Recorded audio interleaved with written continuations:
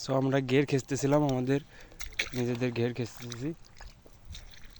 এখানে এরকম মাছ আছে, কিছু সারা মাছ আছে আর কিছু ডাঙ্গার মাছ আছে।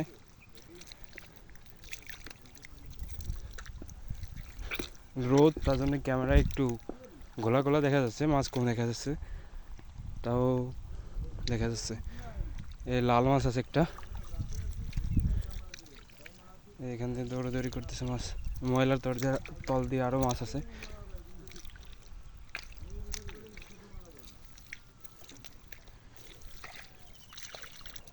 দেখতে পারতেছেন, খেঁচতেছি।